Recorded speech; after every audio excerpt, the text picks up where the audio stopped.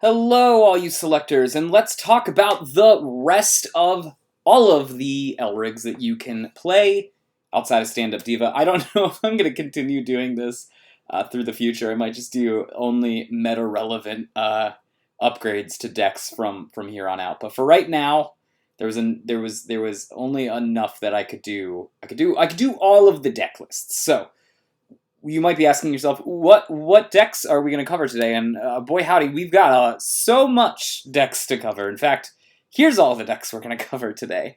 We're going to cover Hirana, we're going to cover Lion, we're going to cover Lovit, Tamago, and we've got a stall and a freeze option. Bang, which is a mixed dream team. Muzica, Akino, and we're also going to cover Madoka. You'll notice that I put some labels on these, how many upgrades they're getting from this set. That's so you can decide whether or not you want to go after one of these with your current pulls from your boxes, probably. Some of them need a lot of upgrades, some of them need a little bit. Realistic, you'll notice any of the colors that have white are having quite a bit of upgrades. White gets quite a big of power boost in this set. But let's start with, I think, probably the easiest one to start off, and probably one that most people are playing, Hirana. So, Hirana, we're still going to run No Limit. We're not team breaking yet. We still want Glory Grow. So, and I have to apologize, by the way. I'm not putting the pictures of these up. It was a very, very hard endeavor on the other videos to put pictures up. So this is going to be in list form. If you guys want these lists, you can always freeze frame here or get it from the description.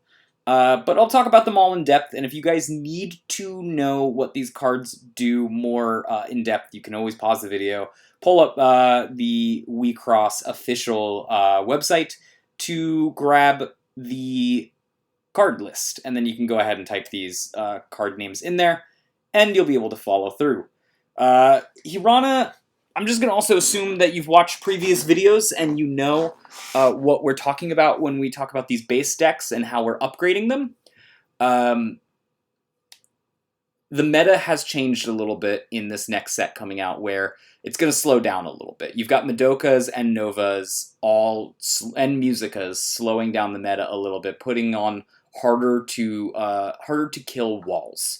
And as such, Hirana needs to change a little bit to respect that. You've also got to recognize that Hirana is probably the strongest deck that you can play in the meta, even now in set 3. So it changes a little bit because of that. However, your choice of what you're putting in the Elrig deck has not changed all that much. Akino Rock and Akino Bye Bye is the same as it's always been. This is just good, stable, removal, bounce, catch-all stuff that your red is not normally going to be able to catch. So you'll be playing this to strengthen up your defenses a little bit, grabbing guards with Akino Bye Bye, as well as having attack phase timing on Akino.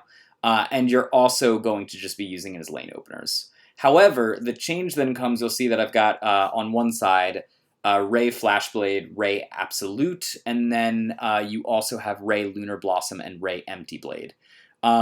This is a personal choice that you guys can make. Xenocluster has started to show up more, and if you want to dodge Xenocluster, you'll probably want to lean into Flashblade and Absolute. If you're not really caring about Xenocluster, then you'll want to lean into Lunar Blossom and Empty Blade. As of set 2, it was still correct to go into Lunar Blossom and Empty Blade to make your opponent's discard, and probably also still use To the Top, which is an incredible piece that, enter burns the opponent. So it adds some amount of disruption element to your aggressive attacking mode that you're normally doing with Hirana No Limit. But as the meta is maybe going to slow down a little bit now that there are more official strong walls that you might have trouble getting around, you might want to swap to Ray Absolute, because what that will inevitably do is have unconditional removal for you. And so you're going to be doing late game Ray Absolute, so you probably should be using early game just draw 2 cards. You also could use Eden Tapa, which is a very flexible, it's not quite as blatantly powerful as Glory Grow, but it is powerful in the sense that it's incredibly flexible. You get to make the opponent discard a card, You can enter burn them for 1, you can draw a card yourself, and you can use it as removal. So it's got a lot going for it and a lot of options that you can choose for at 2 enter. And so if you are avoiding getting Xenoclustered, and I do think that you should either go all in with the discard and the enter burn, or all out, not in between. That is an option for you. We've got the normal things that we're doing here. We've got 4 Servant Sharp. We've got 3 Sita, just because Sita has a very good life burst that opens up lanes. Rommel, yes, some people may think, oh, Rommel has less targets, but the answer is Rommel's still always going to hit utility targets, and every deck is still going to run utility level 1s, so you will still find targets with Rommel, and if you don't, it's enter, and that's what you use it for. The other one is that you use it as Rubelite, natural crystal. Now, whether it's correct to be 4 in the deck, and maybe 1 lower something else, I'm not entirely sure. Rubiel is a new Signy that you probably should be ready for, and I will show you what it is. This is the card. It has an auto once a turn ability where whenever the Signy becomes the target of an ability or effect of a Signy on your opponent's field, you can vanish that Signy. You should read that as Rommel and Lancelot. It also does have the benefit of being able to do things if it's the target of, let's say, a Langling type Dre in the Muzica decks, or if it's a freeze target in the Tamago decks, it will also still vanish things. So it is not necessarily defensive. However, it has a nice Punisher aspect to it, which makes it saying that, no, you can get rid of this, but it's going to cost you a card to do so. Realistically, weirdly enough, the worst thing that could happen is if you get this vanished by a spell. Because then it's just gone and it doesn't have any effect. However, the opponent still burned a card to do so, so it still comes out on top. This is not going to stay long term in the deck, I don't think. But while you're in a very no limit based meta, this is very good tech against the no limit matchup. Going back into it, you've got 4 code Art A Rimlight. And you should know that Rimlight, right, is going to basically just be folklore. That's all it is it's a folklore. Its life burst is target up to 2 Signy on your opponent's field, and until end of turn they gain constant can attack, and then you get to draw a card. It does the same effect that folklore would do. You could argue as to whether it's worse or better. You can say it's better because it leaves the Signy up, and then your life burst that vanish up Signy will be able to hit something. You could also argue that it's worse because there is a Signy out there, Komi, who does want to see Signy that are up and then use its effect because of that. It comes out in the wash. It still is just a great Signy to use, and it's what this deck wants, which is more white rather than blue, so it ends up being very good for it. You're also running for Lancelot Crimson General. That hasn't changed. And then you have a choice here. You can either use Globa Air Natural Planet, or you can use Volcanic Natural Crystal. Now, Volcanic Natural Crystal has a life burst of vanishing something that is 8,000 or less, for free, mind you. While Globa Air gives you a life burst, same amount of power on it, same level 2. Its life burst is target 1 Signy on your opponent's field with power 2,000 or less. You may discard a card. If you do, vanish it. Now, if your meta has things like wall stall decks in it, or Nova, or mid-range S decks like Bang, this might be something that you want to consider. Now you're going to basically be able to vanish anything in that lane, but it's going to cost you a card. However, that might be fine with you. You might be drawing enough cards with Ray Flashblade that you don't care. And you're fine with that type of thing. Moving on to our top end, we've got 4 Rose Quartz. This is still your best form of removal. It also is on a stick, so it's going to be able to attack. It's got an attack trigger that will be able to get you servants later down the line, or more things for late in the game. You're running 1 Tobiel fully armed. This is sort of a flex slot. It can be anything that has life burst that you can pick to choose. I like Tobiel here as just a one of, and then 2 Kagutsuchi, Crimson General. As we've talked before, Kagutsuchi is an incredible card that allows you to always grab something like a Rose Quartz or like a Nobunaga out of your graveyard, and it will then be just lane removal. It just allows you to have more options in that slot. At worst, it's just a level 3 that attacks and pumps everything too. And then it's got Life Burst that's incredible as well, as long as you got a couple things in your graveyard. And you can pull back like Lancelot's, for example, mid-turn, and then use its ability to really stymie aggression. So you only ever want to, because you do need stuff in your yard, and it does feel bad to flip it like on one of your first 2 life bursts and you don't have anything in your trash. You got 2 Nobunaga. That's really the limit that you can do, and realistically, 2 Nobunaga, 4 spells, and 1 other spell is pushing it. That is a total of 7 whiffs that you can use. The Kagutsuchi allows you to, and Tobiel, allows you to filter that a little bit, get rid of that air that you might want. That's one of the reasons why I've swapped over to Tobiel, at least one. Because you could hit a pocket of air, and then that could be the end of your game right there. So you got to keep that in mind. You could change out the settings on things. You could say 2 Nobunaga, 3 Deafening Inferno, 1 Eternal Influence, and that also might be correct. But remember, you're aggro, so you make these top-end risks to try to end the game early. Deafening Inferno, still a great card. 10,000 or less in the No Limit team is still fantastic. Vanishing Up on the Life Burst, not quite great. But Eternal Influence is a new card that you should be maybe considering running just to get some late game removal. It is got the ability to exceed, and if you were to exceed, instead of vanishing something 8,000 or less, you can instead vanish just a target Signy on the opponent's control, no matter what, unless it's got Shadow. So it's a pretty relevant option. Most decks I've seen people run in Japan, plus what I've tested. I think the right distribution is either 3-2 or 4-1 in terms of Deafening Inferno. I like that Deafening Inferno just has a good amount of use cases in it, especially for No Limit. Outside of No Limit, you probably want to start moving away from Deafening Inferno and start using Eternal Influence. I also wanted to point out a couple other options that you had. Proboscis Monkey Phantom Beast is a good one. You need a bit of team pump in the deck to really get this pumping and working, but red is slowly but surely going to get more and more of those as time goes on. So you think this should be good in the future, and it will be good in the future, so keep your eye on it. Not being able to be downed by your opponent's effects is very good when the meta starts turning into Madoka Clap and Lion Disrespect.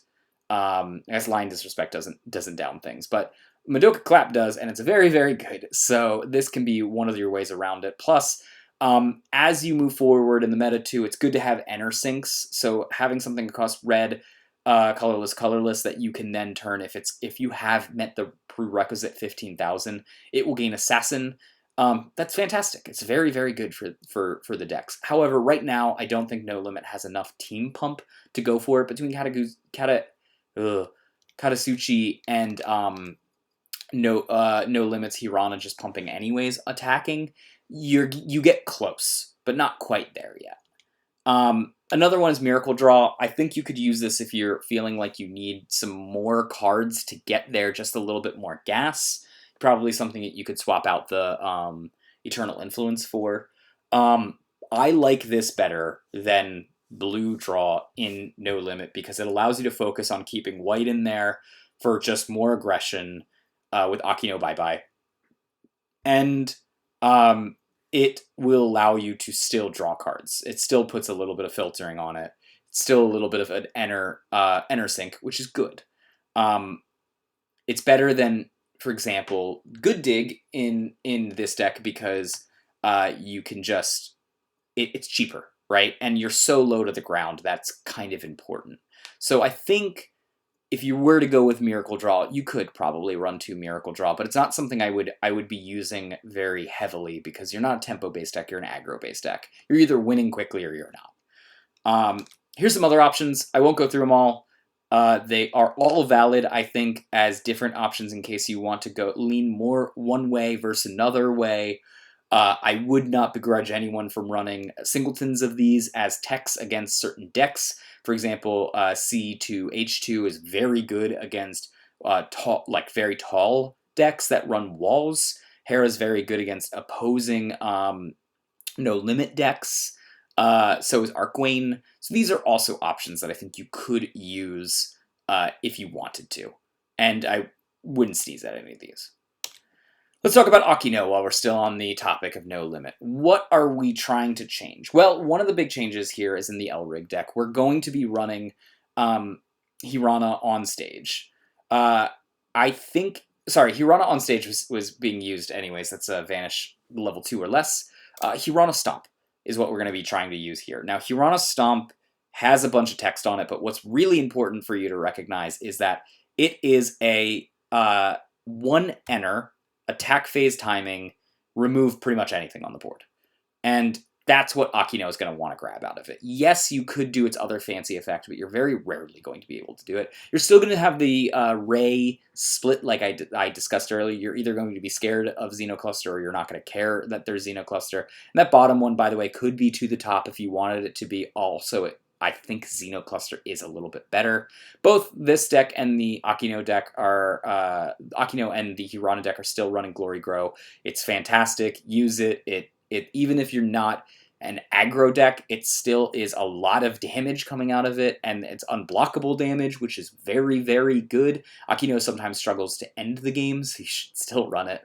Of course, we're using our blatant for Servant Sharp, but here you're going to see everything change from No Limit basically after that. We've got Handle. I don't like Handle in No Limit. I do like it in Akino mid-range. I think you're choosing to be a little slower, to be a little bit more versatile in your attacks, and Handle will get you that. A lot of the times you use Handle as just a way to filter through your deck and find the pieces you need. You've got Zhao Yun just because it's a sticky threat, and it's also white enter. You're going to be running 3 Typo Natural Planet. We'll talk about that in just a moment here. But Typo Natural Planet is going to basically say, I'm not getting removed by Lancelot, right? Let's go ahead and pull into that. Typo Natural Planet. During your opponent's turn, as long as there's a level 1 Signy in your enter zone, this Signy gets plus 4,000 power. I know it's strange, but with Akino's third ability, right, you will be able to bring this to 9,000. That is pretty much unremovable, and it's a very sticky threat. It does not really matter that it's 3,000 on their attack turn, on your attack turn, because you're going to try to attack through an open lane that you've created with your Elrig deck with this, and then it's just going to be a wall that's annoying to get rid of. It's temporary. There's other walls in your deck that are much, much, much more stickier, but it's got a good life burst too, not allowing your opponents to attack, and just getting you some card advantage while you're at it. It does the job that Akino wants to do, which is kind of aggressive walling. So you want to be walling on their turn, aggressive on your turn, and that does the job, right? You've got 2 Percivals. At the end, you need just a little bit of extra red to pull off the Rose Quartz that we'll talk about in a second. So the 2 Percivals are kind of important. I wouldn't go any lower on the red count than this. The next thing we've got is 2 Simforce Code Maze. Now, Simforce Code Maze is not a fantastic card. It can very easily be dealt with, but it's an annoying card, right? And you don't need more than that. I'm recognizing that while I made this list here, and I'm not going to change it while you guys are talking about, but the Simforce Code Maze has a life burst on it. I just forgot and blanked on that. You can choose something else there because I'm over the count of life burst here to cool down the life burst.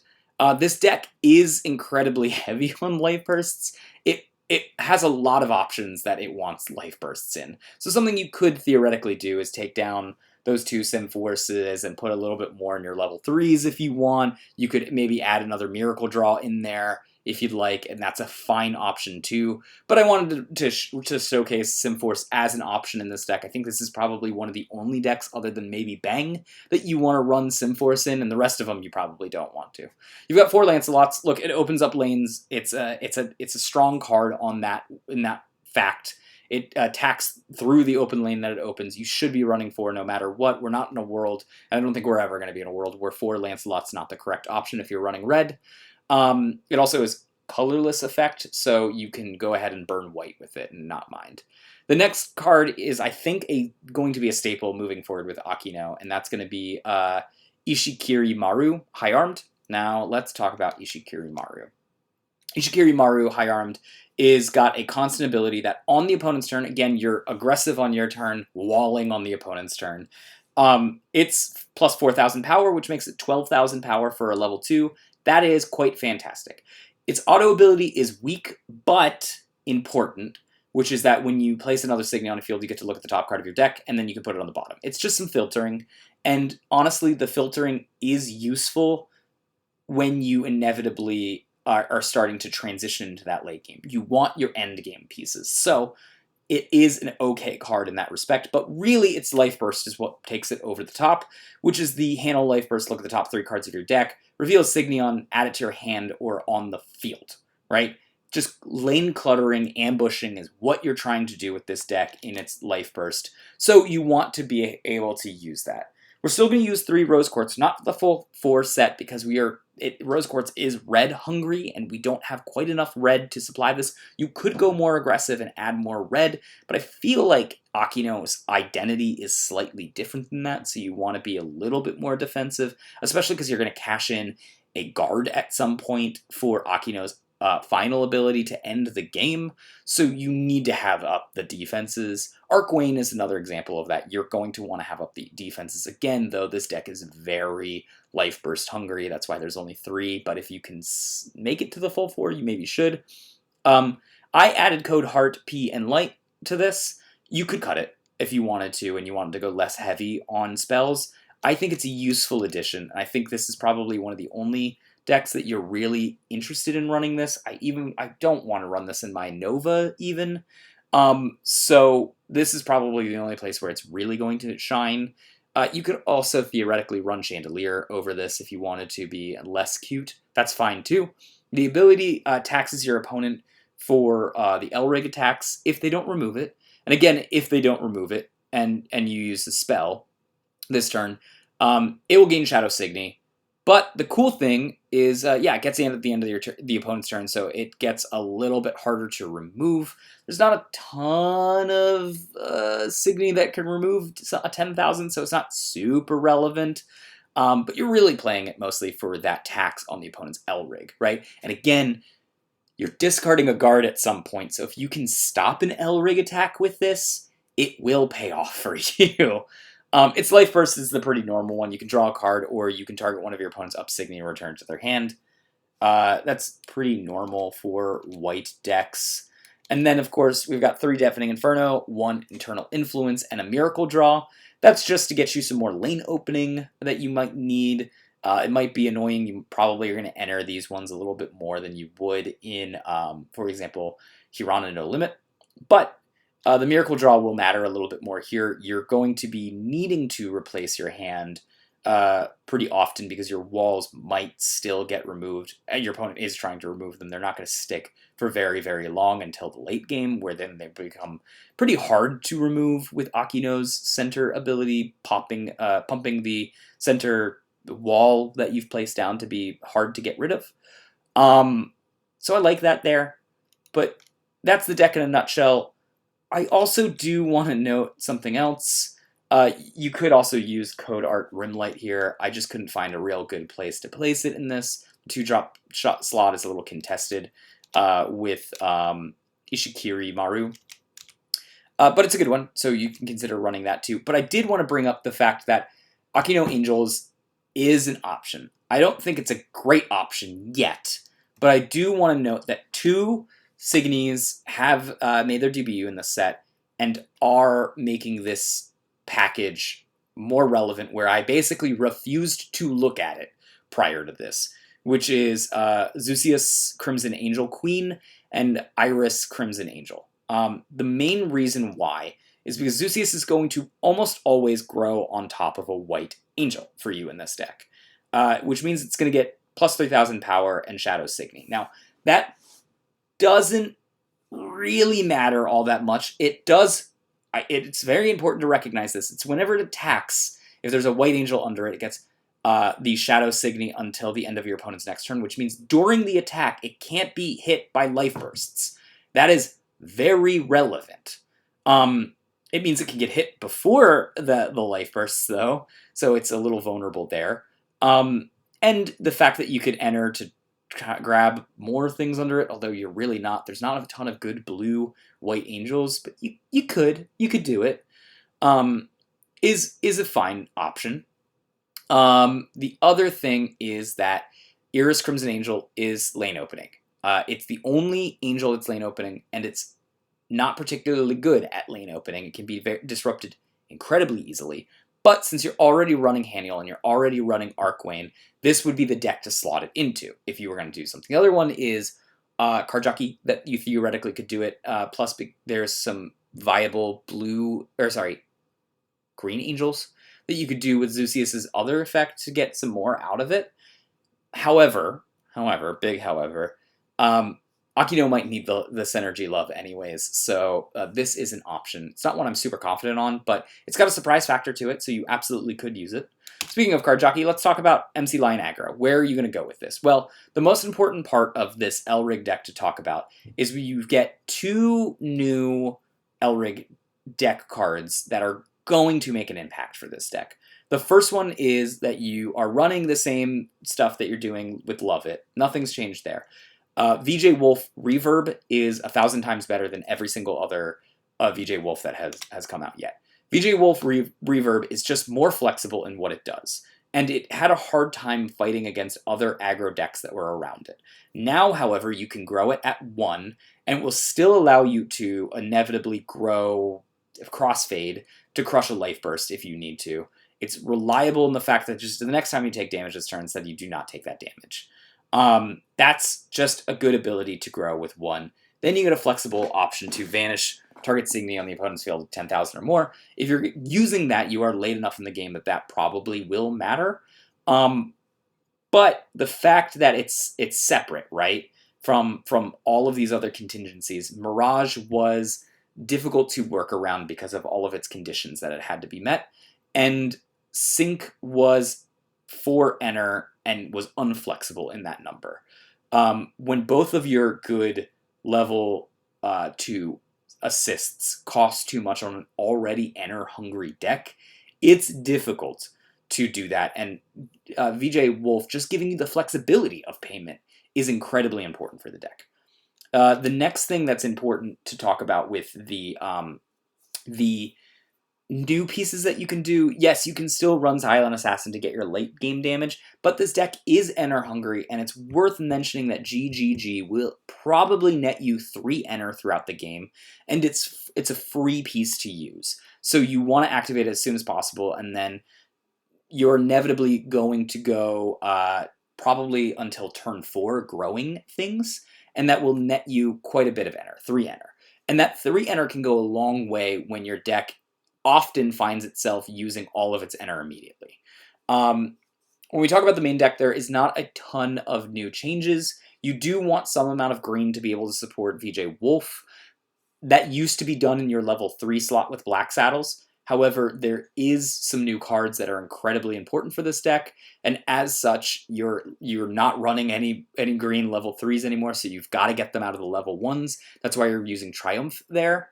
You're still using Haniel to filter your deck, and if you guys remember, this is maybe your first time coming to the video, MC Lion's whole gimmick is that you want to filter your deck out, so that way you can only have level 3s and spells in your deck, so when you Endless Punchline, you Endless Punchline for 3 attacks every game. And it's pretty consistent in how it does it. You're still running the 4 Lancelot. Again, it lane opens, it's consistent, that's what you want.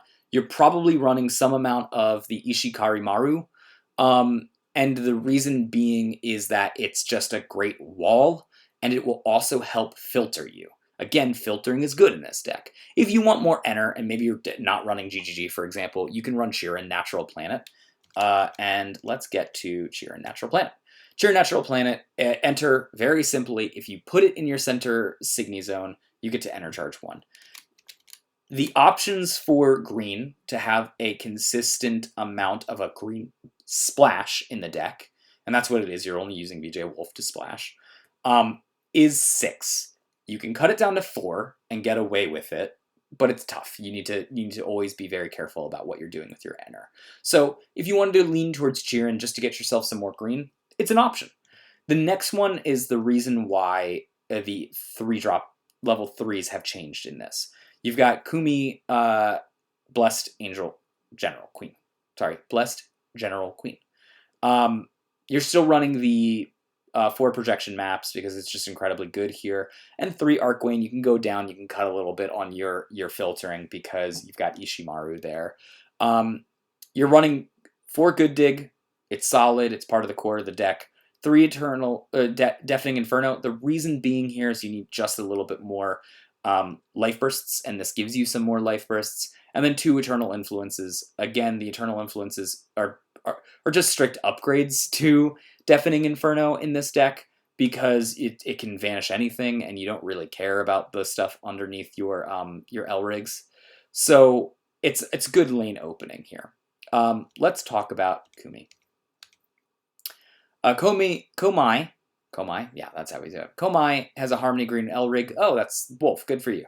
Has the auto whenever your white Elrig attacks, you may down 2 of your upped Signy, and if you can pay white colorless, if you do, up that Elrig, and then that Elrig loses all abilities till end of turn, which means that you get to attack with it. It also has another auto ability, which is that when this upped Signy is vanished, you may pay white colorless colors. If you do, you can pull the Signy from your enter zone to the field down.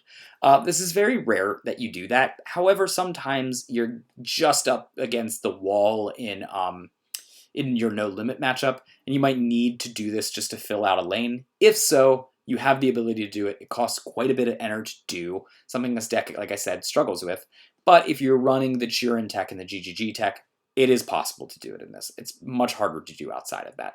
The important part is that you can down 2 of your Signy and then up your Elrig, and that will allow you to attack again. You might be thinking, Endless Punchline limits how many times I can attack. It says I can only attack 3. That's why I can't use Lion's once a game ability to get another attack. And the answer is, yes, you're right. However, it's got a bit of text there that says, the Elrig loses all abilities till end of turn. If you read Punchline, it says, your Elrig gains the ability, you can attack 3 times this turn. So by erasing that on your last swing, you got to make sure you're doing it on the last swing. If you do it on the first swing, that's bad. You are able to get in a 4th attack with this, which is phenomenal. Attacking 4 times with an Elrig is insane. This deck also struggles a little bit with lane opening sometimes, and because of that, this will inevitably say, it doesn't matter, I don't need to lane open it, I'm in my late game, I'm going to attack with my Elrig a couple times and I'm going to win. It's important to also recognize that if you use the once a game ability with your Lion, that this will erase that once a game ability if you attack with it. So if you up it. So make sure you get in the damage the first time around, and then if you up it, it loses that insurance, and your opponent can say guard your second attack. So just an important thing to recognize. You can't end the game at 1 life cloth with the Lion's ability and this card, but it's a good card. If we're looking at other cards, again, this is an option for Code Heart P-Light. You're running a lot of spells, so this can get you this. I don't think it's as powerful as this. So that's why I'm suggesting run this instead of this. Miracle Draw is also another option. It's basically Good Dig if you use the Exceed. I think you probably value the lane opening more.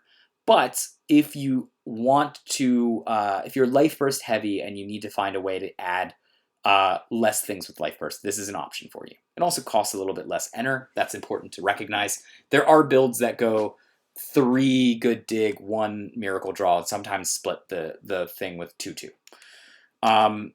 Here's some other options. I think these are all valid options if you want to go with it. I like the ones that I put in here more, but Chandelier if you want to be more aggressive and try to enter burn while you're doing it.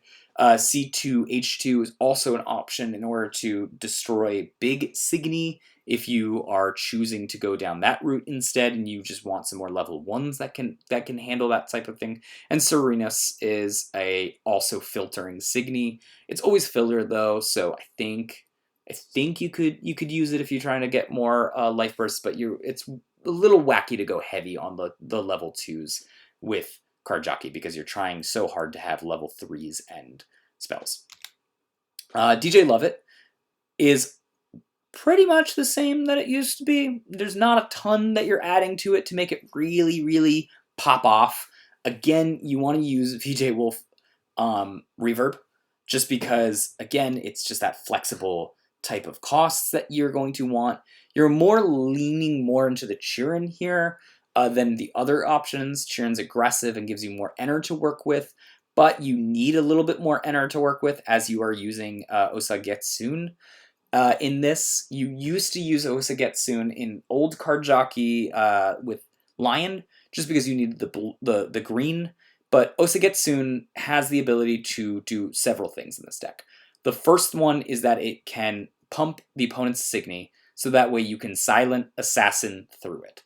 Likewise, if you're running GGG, that gives you more options to use Osagetsune's ability with, you would Ener Charge to use it as removal. Kirin also does that. So it gives you quite a bit of things to work with Osagetsune that you didn't have before, and makes it a little bit better in DJ Lovit. Remember, DJ Lovit is aggro, and MC Lion is aggressive mid-range, but it walks the line. Otherwise, you're basically using the core abilities of filtering. You're running 4 Haniel and 4 Good Dig, and that's about it for filtering in this deck. You're also running a projection map, which can filter, by the way. But you have MC Line Dig that you use every game, and that does a great job of pretending it is a filtering, so that you can get away with a little bit less filtering in this deck, a little bit more aggression. So, for example, that Rumel will be very aggressive, right? That's the mark of an aggressive deck. 3 Deafening Inferno, 2 Eternal Influence, 1 Nobunaga, because you're running Kagusuchi, and Nobunaga and Kagusuchi are a match made in heaven. You can discard the Nobunaga, bring it back. You can use Nobunaga as Ener very early on, and then Kagusuchi to bring it back and win the game with some Double Crush. It's a very strong card. You need to be careful a little bit with your Ener in this, because this deck is quite 50-50 white costs, red costs. So just be careful when you're playing this deck. Again, we talked about this and how this is an important card for it. You can run Code Heart M in light, but again, you're so red heavy, I think you probably shouldn't. Robiel is another one that you can do if you want to just probably like replace out... Hanel is a tough thing to replace, but you could cut a couple Hanel, you can cut a couple Panda to make it work. I don't highly suggest it, but if you're really running into No Limit constantly, this is an option that you can run into. Let's talk about Tamago. Woohoo! My favorite decks. Tamago. I am sorry to say, and here I'm going to take a sip of my tea as we're going strong here. All right, throat reinvigorated. Let's go, Tamago. Tamago is not and is falling behind in the meta, which is not exactly Tamago's fault. It's still a strong choice. It is very good in the late game, but you have a bunch of mid-range decks in Nova and Muzica that kind of beat up on it, and then you have a lot of aggro decks that beat up on it, and it has a hard time covering all of its bases. Personally, I think this version is the right place to go if you were going to go with a Tamago deck. This is what I would suggest. It has really no changes in the Elrig setup. It's still using Nova Dirty to draw, Nova Slash to do some kind of removal. I don't think you should be running Nova Mute yet. We're not quite at the area where like level 1 attacks are so important you need to wreck up your hand and enter in order to do so on yet. We'll get there at some point, I think, but level 1s are not so overbearingly powerful yet that it's important. The only difference is you have the option of Bang Solo. Let's talk about what Bang Solo looks like.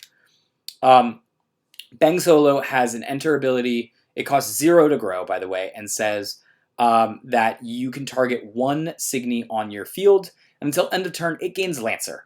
You also have the enter ability of you can pay a colorless until the end of your next opponent's turn. Your opponent's next turn, this Elrig gains constant. Your opponent can attack with Signy in their center Elrig zone. So it can potentially, if you're up against something like No Limit and you are sure they're going to board wipe with their removal, it can potentially save you from getting hit and save you a life cloth. However, it won't do it all the time. And like some decks where you're up against a wall versus wall deck, you're going to really be sad that this exists. Your best option if you're doing this is put your level 1 in the center zone, aka the one that's more likely to get removed, and then put your level 2s or 3s on the side because they're harder to remove. This inevitably gives you the ability to wall up a little bit. If they remove it, they can't attack in that lane, so it could virtually save you some damage. Gaining Lancer is the main reason. Tamago struggles with opening holes in the opponent's defense. It's not built for that kind of thing. So if you're feeling like I just need a little bit more damage output, Bang Solo is an option. However, Bang de Capo is so good against the aggro and mid-range meta that we're in right now that I wouldn't risk cutting it. But it's an option, and I want you to know that. Hand Pie Destruction, still fantastic. You're still making the opponent discard 2 to 3 cards with it. You should be making the opponent discard 2 cards quite more often than you probably are, because if you wait till turn 3, you're hitting 2 cards anyways, and you're drawing a useless card on your end. You should use it while it's effective, is what I'm trying to say. Then you have an option of Chime of the Blessed Key or Xenocluster. I think you should lean towards Chime of the Blessed Key here, and the reason why is because you're running Hajikata Azure General. This deck just needs a little bit more disruption earlier on, and Hajikata gives you that with its discard. All of Tamago's level 1 discards are quite hard to achieve or ask you to have freeze in order to do, and freeze is just not exactly where it needs to be. I do have a freeze build that I'm going to be talking about in a second, so we're close to what I think a freeze build could do. However, a freeze build is pretty good against stymieing aggression. It's less good against other things, so it's still a very valid option to go down. You're running some Triumph because you need some green, like I said, with Bang de Capo. But you could cut it for something else if you wanted to run Bang Solo and you're basically getting rid of your green. The main reason I need more green in this is because I'm wanting to run Robin Hood. I'll talk about Robin Hood in 1 second. Let's go to the level 4s. And your level 1s are the normal ones. Zhao's sticky. It's hard to get rid of. Procyon will allow you to get white and blue options off of Nova Dirty, so it's very good. You're running the full set of Falcor because it is an incredible life burst, and you're running 2 Code Maze Akufufu. Fuhuku. That's a good one. And what is that card, you might be asking? Oh, well, don't worry, I got you covered. It's this girl hiding behind a hill. I assume she is the tarp of grass. Her life burst is enter charge 1. This turn you can't be damaged by your opponent's level 3 or less Signy, which currently in Wixoss is all of the Signy. So it's very, very, very good. Now, that being said, you should bear in mind that it's just some green enter in this deck, so you're not worried that it might not stick around. It also could happen too late. You know, it doesn't draw you a card like Falcor does, or Rimlight, but it is quite a good card regardless, and it gives you more green. And this deck is a little hungry for green, again, for the Robin Hood. You're going to run 4 Fenrir at the top end. Fenrir's a solidly good card. Chandelier you're going to run as a 4 of. The reason why you're going to be running a 4 of as for Chandelier is pretty much it's always 13,000 in this deck, but more importantly, you're going to be able to enter burn with it. An enter burn that is not Xenoclusterable. It is very important to recognize that as we are right now, the only good way to support discard is by forcing the opponent to refill the field with Signy. That is something that Bill, who took first place in the last ceremony, did, and I think it's a very valid option to do so. Further along, this is why I need to talk about Robin Hood. Robin Hood is not a good card, but Robin Hood is a good card in this deck. And the reason is because it empties the field and forces the opponent to refill it, and eventually they will run out of the ability to do so.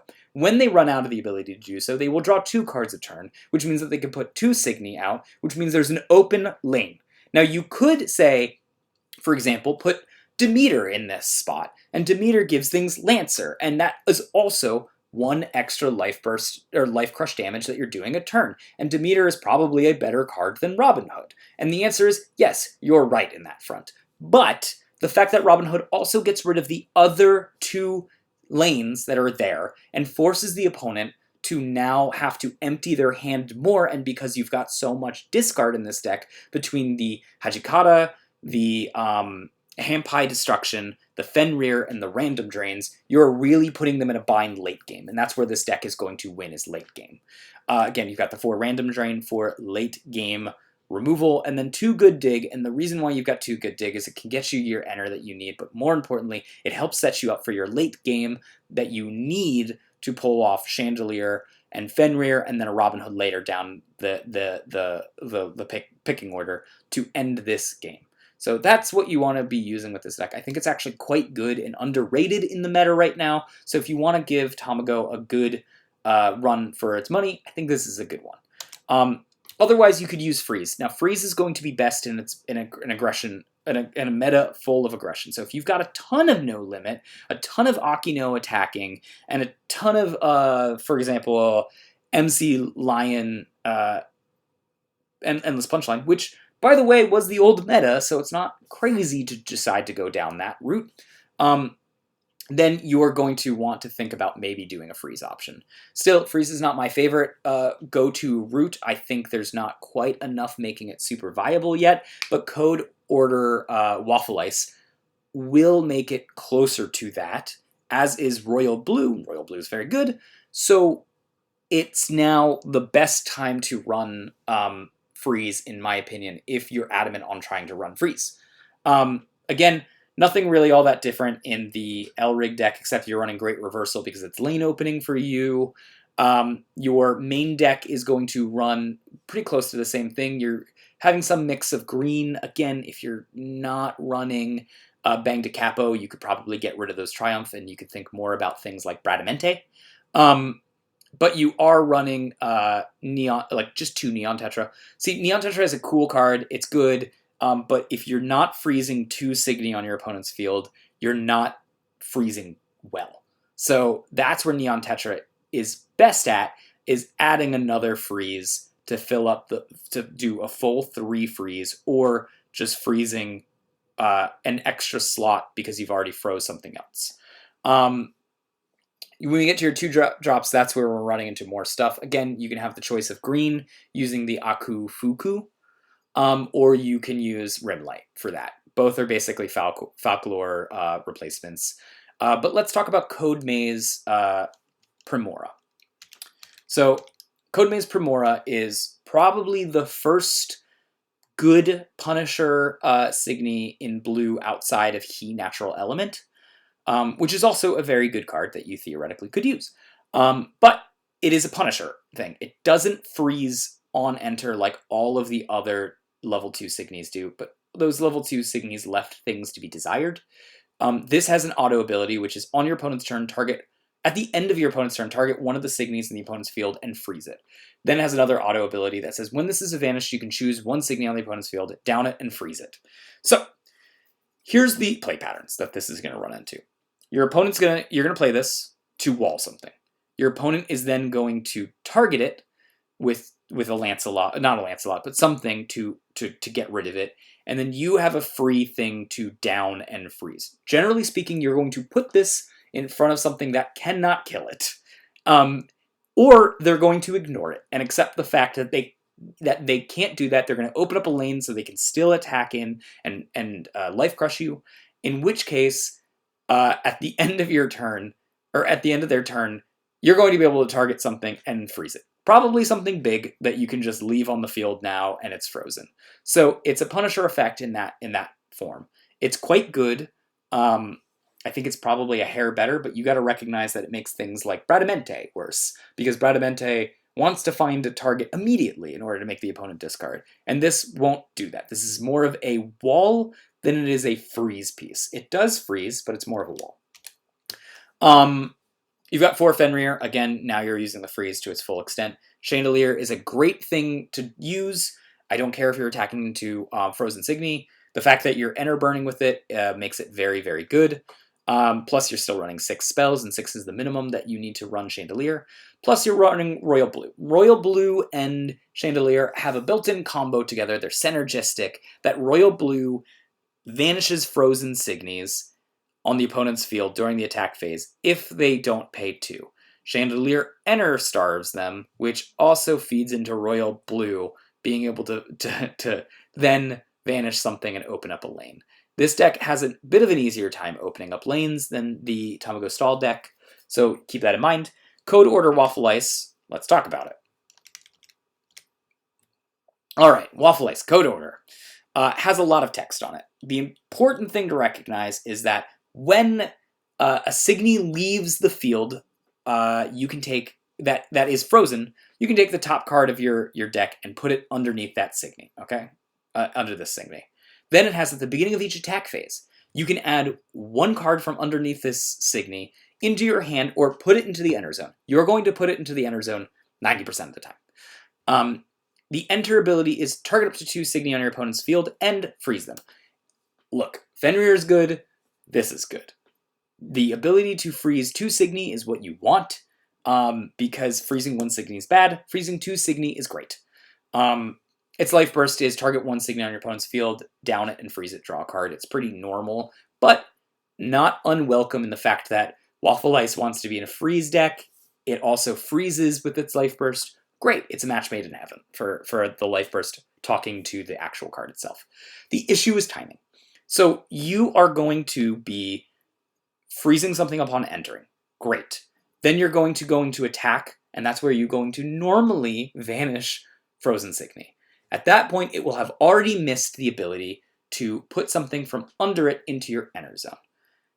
However, the important part to recognize is that ability says at the beginning of each attack phase, you can put 1 card from underneath this Signy into your hand or put it into the enter zone, which means that you will, generally speaking, have 2 cards under it because you froze 2 things and you vanish 2 things. Then you will, at their turn, if they don't remove it, be able to enter charge 1. And then at the beginning of your turn, you get to enter charge 1. The issue is Waffle Ice needs to live a turn in order to do it, and it could die before its trigger is able to go off on the attack phase.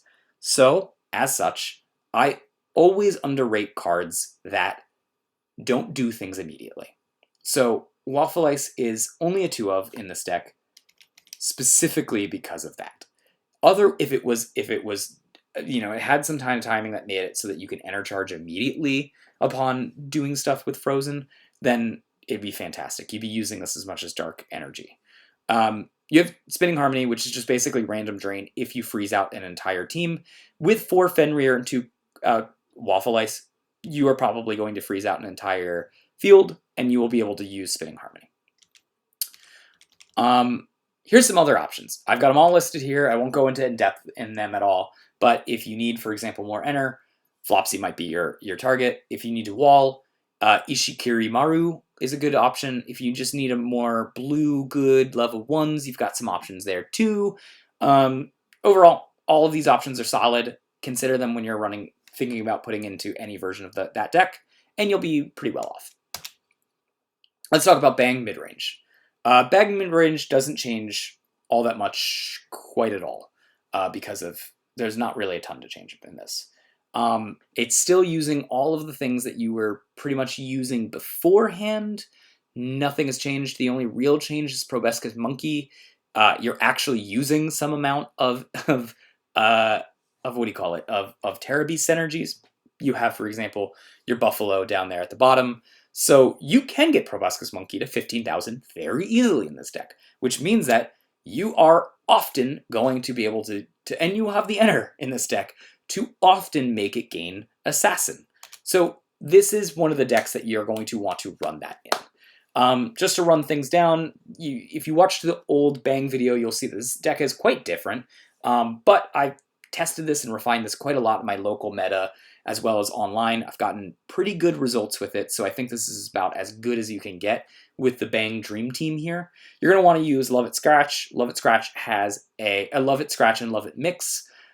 This way you can rush into your level 3 ability with Bang, and you can put everything under it. DJ Lovit Mix just gives you a little bit more oomph at the end of the game just to finish the game off. And if you had instead Crossfade, you'd be waiting on it in order to vanish an opponent's Signy, but you don't need to wait on anything anymore because you have Madoka Clap. Madoka Clap just solves the aggro matchup in Bang. We used to run a Umir Clear, and the reason why is because it froze Elrigs and stopped team pieces from happening. The thing is, I think the cat's out of the bag here. Not a ton of people are attacking level 2 into an Umir when they see it.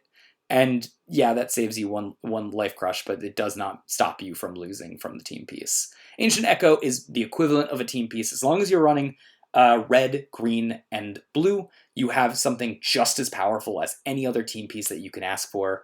And then outside of that, you're going to have a mix of your choice. End of the turn, GGG or Xeno Cluster. GGG gives you more Enter to work with, also turns on Enter charge effects for you. Xeno Cluster gives you a better out against, for example, Muzica decks and Madoka decks. And End of the turn gives you a better matchup against Jockey.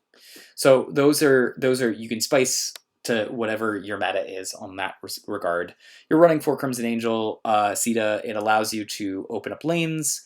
4 Panda, it just is a nice filler for your Terra Beast package that you have in it. 2 Parajulius, unless you're running GGG, in which case you could go up in that number if you really want to, but Parajulius doesn't do its ability as much as I was hoping it would, so it's calmed down to a 2. 2 Water Buffalo, so you can get some blue for Madoka Float. Folklore is a great life burst, also gets you some more for your Madoka Float that you need. Lancelot always opens up lanes. Proboscis Monkey, we talked about how good that card is. 2 Amino Acid, it does a very good impression of a Terra Beast because it team pumps and you like team pump in this deck. 3 Fennec because it has a combo with Buffalo, where, just to put it in layman's terms, because of the wordage of it on its base power, and then copying a power, not a base power, but a power of a Signy, that if you play it with Buffalo, Fennec will go into 20,000 and will trigger Buffalo's ability, and Fennec will have the ability that Buffalo gives. Osaka Getsoon, because it also triggers Buffalo, plus everything else that you could want in this deck. The interesting one here is Brower Jade Evil. You need to fill out your level 3s with green Signies, and there's slim pickings with good green Signy. You could run, for example, Quinn or Black Saddle in this slot, but I found Jade Evil's just Life Burst as vanishing 5,000 and up being particularly fantastic against most decks. They will very much begrudge when their PJ map just disappears off their field, or their Arqueens, for example. It just gets rid of a lot of things that you have a little bit of trouble with on a life burst, and it does hit most things. You got to recognize that level 1s are now slowly turning into 7,000 power, and so Brower is turning better because of that. 2 Deafening Infernos. I needed more of the life bursts. Otherwise, you should be running Eternal Influence. And 2 Buffaloes. Buffalo just pumps things on this and rounds out the deck with some more late-game removal. It's not necessarily needed. If you were to get rid of it, I were to get rid of Fennec as well, probably change it into a Flopsy. But that's the deck in a nutshell. I think it's quite good. Like I talked about, Eternal Influence would be a good option here if you weren't running the Burning Inferno for the Life Burst. Madoka, let's get to the final stages of this video. Madoka is still quite strong. You're not changing a ton for it. There's really only one card sticking out to me as something that you're really changing up. Other than that, everyth's pretty much the same. You could take out the Chime of the Blessed Key now, in my opinion. And the reason why you're taking out Chime of the Blessed Key is because you've got Thrilling. And that does a very good effect. Between 2 Thrilling and 4 Gagiel, you should be able to turn on Hajikata when you need to. If you're still worried about it, or you're just worried that you might mess up that line of play and you're not quite used to the deck, you can turn on Chime of the Blessed Key. It basically turns on easy mode for Hajikata. But if you're a little bit more confident with the deck, I would take it out. I think Bill, who was on our podcast, said that he could do without it as well, and I'm liable to believe him since, again, he got first place. But if I was going to replace it, Xenocluster would be something that I could do to cover my butt in just various scenarios, and I would run maybe Azure Black Gaia as just another option to really put pressure on my opponent's resources, plus giving me a little bit more card advantage. Not that this deck needs a ton of it. That's why I put Xenocluster as the first. I think you probably don't need Azure Black Gaia, but it's a powerful effect. You're still running a Senga Aerial. That's what you're going to be bouncing 90% of the time with your Madoka bounce effect. Senga Strike, because there hasn't been any other good Sengas. Same thing with Splits and Dolphin. These are your options. Dolphin becomes a little bit better now because you've got Hydras in the deck. Let's talk about that. You've got 4 Servants, that's your normal number that you always put in, plus 3 Hydras, right? And so here's Hydra.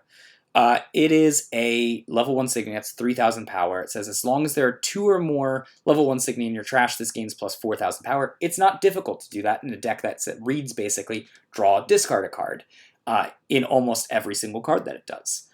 Its Life Burst ability is fantastic. In blue, it doesn't normally get this. It's the ability to look at the top 3 cards of your deck, reveal a Signy from among them, add it to the hand or the field, aka ambushing.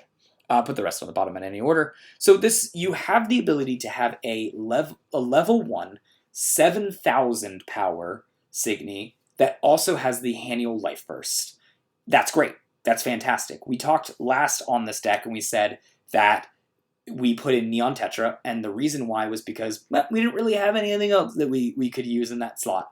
And if we ever had a blue Signy that had a good Life Burst, we'd replace it. This is a good Signy with a good blue Life Burst. What's not to love about it? You are running a little bit more tighter on your Enter, so you're running 1 Imp and 4 Gas because you need that green for Senga Strike. And also for Osagetsu and Terra Beast here. You're a little bit more blue focused and a little bit more black focused than last time, so you can ease up a little bit on the black multicolors. You're still running 4 Regiculus, Regalculus, yeah. Just because the draw discard will help enable and filter out your deck. 4 Hajikata because it's super strong. 4 Gagiel because it'll enable Hajikata. 4 Langland type Dre to help salvage the future, get there, and always mail out your opponent. Plus it has a fantastic enter ability in removal. 3 Dark Energy because, again, removal is great in this late game. You've discarded their hand to hell. You're going to now go into phase 3, which is just removal and starting to attack them. Osagetsu, again, removal and attack them in the late game. You're running 2 Thrilling now. That's just some more abilities of being able to turn on a Hajikata, filter out your stuff, find what you need, turn on your, for example, turn on your Hydras. It's just an overall good card and something that you can run in Madoka and Madoka Respects. 4 Random Drain because you're still just trying to mill them out, or trying to discard them to hell. And then 1 Animirage. Animirage has a great Life Burst and also a colorless removal, which could be a little bit nice for this deck, which is very black-based removal. Animirage will help you get there. I think it's a very good improvement to the deck. I would run it, personally. So we talked about Hydras. Thrilling, let's talk about it. It's got the Exceed 4. If you don't exceed it, you can draw 2 cards, discard a card. If you do exceed it, instead, you just draw 3 cards for the cost of 1 Enter.